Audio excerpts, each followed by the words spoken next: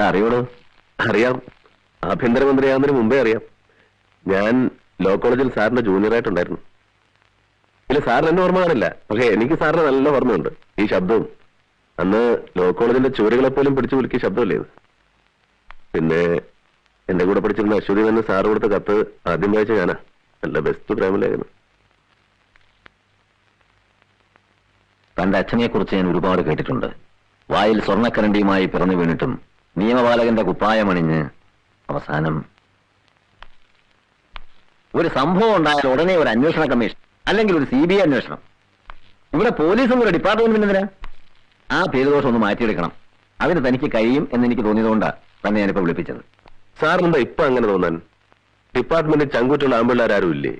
ആഭ്യന്തരമന്ത്രി എന്നുള്ള നിലയിൽ ആ ചോദ്യത്തിന് ഉത്തരം തരാൻ ഇപ്പൊ എനിക്കാവില്ല. ബട്ട് അതിനാണ് അതിനുള്ള ഉത്തരം. ഒന്നും പറയാനും പ്രവർത്തിക്കാനുള്ള ചങ്കൂറ്റയില്ലായ്മ. എല്ലാം ഒറ്റവാക്കിൽ പറഞ്ഞ് രക്ഷപ്പെടാൻ നിങ്ങൾ മന്ത്രിമാർക്ക് കിട്ടിയിരിക്കുന്ന ഒരു വാക്ക് ബട്ട്. അമർനാഥ്, മന്ത്രിമാരും മനുഷ്യരാണ്. അയ്യോ, അല്ലെന്നാര് പറഞ്ഞു? 8 വയസ്സുള്ളപ്പോഴൊരു ഒരു മന്ത്രിയെ ഞാൻ ആദ്യമായിട്ട് കാണുന്നു. നക്സലൈറ്റുകളായ 3 കൊലക്കേസ് പ്രതികൾ എന്റെ അച്ഛനെ ജീവനോടെ ചുട്ടുകരിച്ചപ്പോ വികൃതമായ ആ മൃതദേഹത്തിൽ റീത്ത് വയ്ക്കാൻ വന്നത് ഒരു മന്ത്രിയാണ്. പിന്നെ കാണുന്നത് ഒരു സ്വാതന്ത്ര്യ ദിനത്തിൽ വെള്ളവസ്ത്രം ഉടുത്തു നിൽക്കുന്ന എന്റെ അമ്മയുടെ കയ്യിലേക്ക് അച്ഛന്റെ മരണാനന്തര ബഹുമതിയും 5000 ഉലുവയും വെച്ചു കൊടുക്കുന്ന ഒരു മന്ത്രി.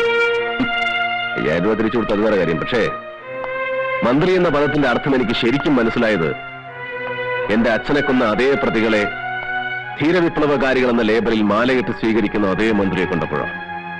ആ പട്ടികയിൽ എന്നെ പെടുത്തരുത് അമർനാഥ്. ആഭ്യന്തരമന്ത്രിയായിട്ടല്ല ഞാൻ ഈ സംസാരിക്കുന്നത്, പച്ചയായ ഒരു മനുഷ്യനായിട്ടാണ്. അല്ലെങ്കിൽ പഴയ സീനിയർ സ്റ്റുഡന്റിന്റെ സ്ഥാനത്ത് നിന്നുകൊണ്ട് പറയാം. നിങ്ങളുടെ സേവനം ഡിപ്പാർട്ട്മെന്റിന് വേണ്ടി ഞാൻ ആവശ്യപ്പെടുകയാണ്. അത് എനിക്ക് അധികാരത്തിൽ തുടരാനുള്ള മോഹം കൊണ്ടല്ല, മറിച്ച് മറ്റുള്ളവരെയും അധികാരത്തിൽ നിന്ന് ഇറക്കാനുള്ള മോഹം കൊണ്ടാണോ? ഇതൊരു ചലഞ്ചാണ്. You carry on. കിതപ്പറിയാത്ത പ്രായമാണ് നിങ്ങളുടേത്. തകർച്ച തോന്നുമ്പോൾ നിങ്ങൾക്കൊരു താങ്ങായി ഞാനുണ്ടാവും. സത്യസന്ധമായി താൻ ഈ കേസ് അന്വേഷിക്കണം. ഇതിലെ പ്രതികൾ ആരായിരുന്നാലും ശരി വിളിച്ചിട്ട് കൊണ്ടുവരണം. ഈ വാക്കുകൾ എനിക്ക് വിശ്വസിക്കാമോ?